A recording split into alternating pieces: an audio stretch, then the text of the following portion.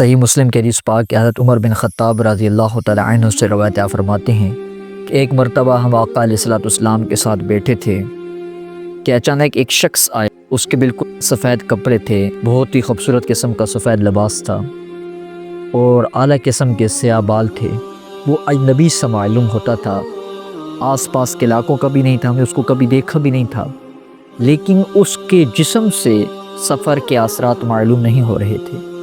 وہ آیا، آ کر آقا علیہ الصلوۃ والسلام کے بالکل پاس بیٹھ گیا، اتنے قریب ہو کر آقا علیہ الصلوۃ والسلام کے ساتھ بیٹھا کہ اس نے اپنی زانوں کو آقا علیہ الصلوۃ والسلام کی زانوں کے ساتھ ملا دیا، اور آتے ہی اس نے سوال کیا کہ یا رسول اللہ صلی اللہ علیہ وسلم، اسلام کسے کہا جاتا ہے؟ اسلام کسے کہتے ہیں؟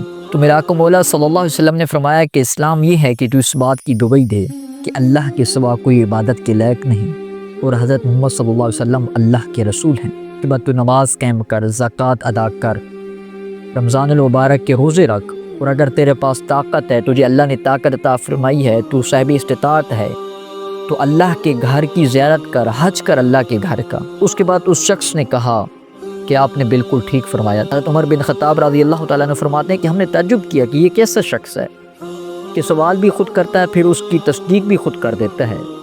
پھر اس نے عرض کی یا رسول اللہ صلی اللہ علیہ وسلم کہ ایمان کسے کہا جاتا ہے؟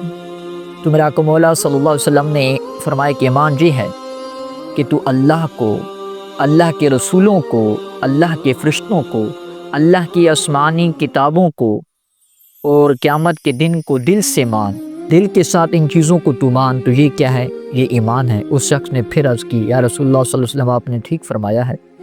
اس نے پھر عرض کی یا رسول اللہ صلی اللہ علیہ وسلم کہ احسان کسے کہا جاتا ہے؟ تو آمنہ کے لال فرماتے ہیں کہ احسان یہ ہے جب تو اللہ کی عبادت کرنے لگے تو یہ محسوس کر کہ میں اللہ کو دیکھ رہا ہوں، تو اس طریقے سے اللہ کی عبادت کر کے گویا کہ تو اللہ کو دیکھ رہا ہے۔ اگر یہ کیفیت بھی تیرے اندر پیدا نہیں ہوتی تو پھر تو یہ سوچ کر اللہ کی عبادت کر کے اللہ مجھے دیکھ رہا ہے، جس کو کیا کہا جاتا ہے؟ اس کو احسان کہا جاتا ہے۔ اس نے پھر عرض کی یا رسول اللہ صلی اللہ علیہ وسلم، آپ نے ٹھیک فرمایا ہے۔ پھر اس نے کہا کہ یا رسول اللہ صلی اللہ علیہ وسلم، قیامت کب آئے گی؟ تو میرا آقا مولا صلی اللہ علیہ وسلم نے فرمایا کہ جواب دینے والا سوال کرنے والے سے زیادہ نہیں جانتا۔ تو اس نے پھر عرض کی یا رسول اللہ صلی اللہ علیہ وسلم، چلو قیامت کی کچھ نشانیاں تو بتا دیں۔ تو میرا آقا مولا صلی اللہ علیہ وسلم نے فرمایا کہ قیامت کی نشانی یہ ہے کہ قرب قیامت لونڈیاں اپنے آقاؤں کو جنیں گی۔ تو علماء نے اس کے کئی مطالب بیان فرمائے ہیں۔ اس کا ایک مطلب یہ بھی ہے کہ قیامت کے قریب جب والدین اپنی اولادیں پیدا کریں گے تو ان کی اولادیں اپنے والدین کی نافرمان ہوں گی، اپنے والدین کو، اپنی ماؤں کو ان کی اولادیں نوکروں کی طرح رکھیں گی، لونڈیوں کی طرح رکھیں گی۔ تو اس کا ایک مطلب یہ بھی بیان کیا گیا ہے، یعنی کہ اولادیں اپنی والدین کی نافرمان ہو جائیں گی۔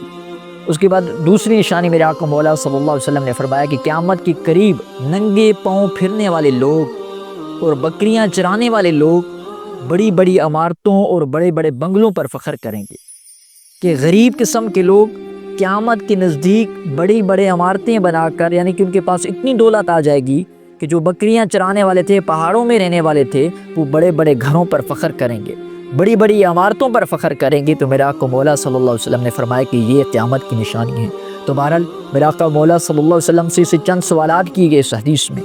میرا آقا مولا صلی اللہ علیہ وسلم نے ان سوالات کا جواب دیا، اور جواب بھی اس طریقے سے دیا کہ تاکہ آنے والے لوگوں کو یہ پتہ چل جائے کہ اسلام کسے کہتے ہیں، ایمان کسے کہا جاتا ہے، اور اللہ کی جب عبادت کی جائے تو کس طریقے سے کی جائے، کہ جب بندہ اللہ کی عبادت کے حضور کھڑا ہو تو اس نظریے سے، اس کیفیت سے اللہ کے حضور عبادت کے لیے کھڑا ہو کہ گویا کہ وہ اللہ کو دیکھ رہا ہے۔ اگر یہ کیفیت بھی اس میں پیدا نہ ہو تو پھر وہ اس کیفیت میں اللہ کی نماز ادا کرے، اللہ کی عبادت کرے کہ گویا کہ اللہ اس کو دیکھ رہا ہے۔